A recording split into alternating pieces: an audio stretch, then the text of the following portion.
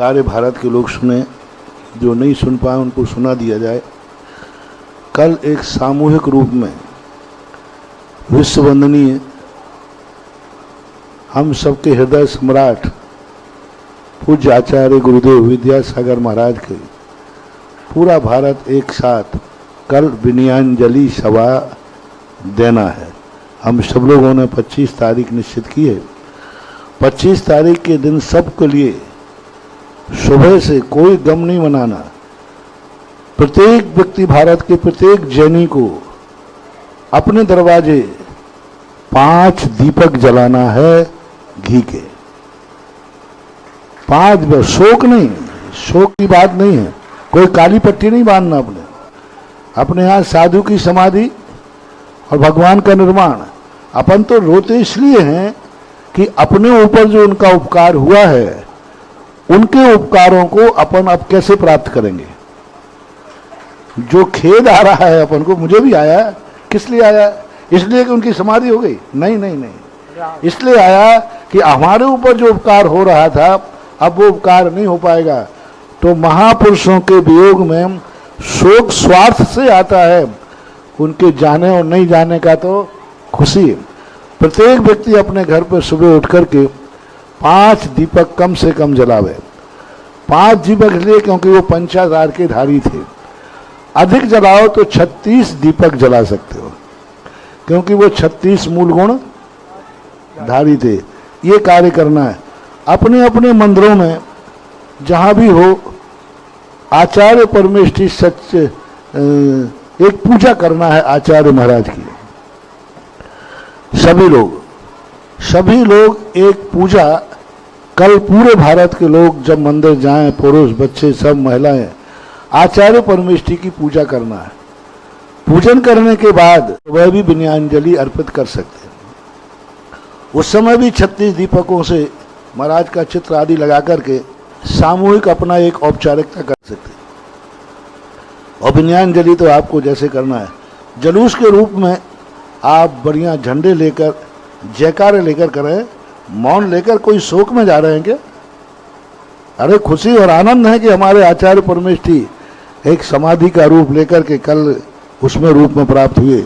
इसलिए जयकारों के साथ में, झंडे आदि लेकर, गाजे बाजे के साथ में आप अपने नगर में अपना जुलूस निकालना चाहें तो निकालें। जुलूस की जरूरत ज़्यादा नहीं है। अपने बैठ करके विनयाञ्जलियाँ और उनके उपकारों का गुणानुवाद करें। उन्होंने जो समाज को दिया है, श्रीमन संस्कृति को दिया है, उसका हम जितनी ज़्यादा प्रचार कर सकें। आप मीडिया के माध्यम से, आपके नगर में जो पेपर निकलते हैं उनमें महाराज जी का गुणानुवाद रूप से जो भी उनके हैं, उनके नाना प्रकार के चित्र हैं, हथकरघा है, प्रतिभा स्थली है, जो भी है उनका एक आप लोग ज़्यादा अच्छा जानते हैं कि पेपरों में कैसे विज्ञापन दिए जाते हैं, कैसे उनका बहुत बड़ा चित्र विज्ञापन के रूप में देवें। पूरे पेपर में महाराज का फोटो आए, अच्छा, बहुत अच्छा, जिससे सारी दुनिया जान सके कि जैनियों के सम्राट दिगंबर जैन मुनि किस रूप में थे और उनका समाधि हुआ है। तो इस प्रकार का पेपरों के मीडिया के माध्यम से काम करें। और 12 बजे तक कम से कम कल सारे दिगंबर जैनी मंदिरों में पूजा पाठ करें। 36 ही विधान मिल जाए आचार्य परमेष्ठी का, ठीक, नहीं तो पंच परमेष्ठी विधान कर लें।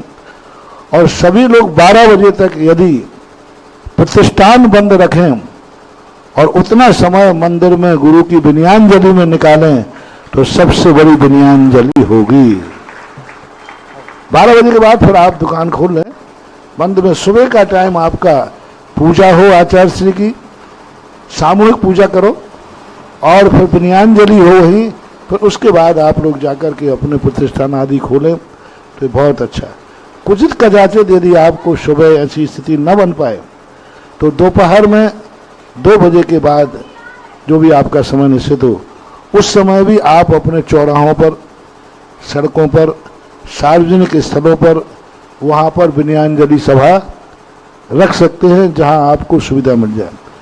तीसरे नंबर पर यदि दिन में किसी कारण से कोई स्थान का अभाव हो तो रात्रिकालीन में चौराहों के ऊपर किसी प्रशासनिक अधिकारियों को बुला करके, विधायक, सांसद, नेता, कलेक्टर, कमिश्नर, उनको उसकी मुख्य में आप एक सभा रात में भी रख सकते हैं।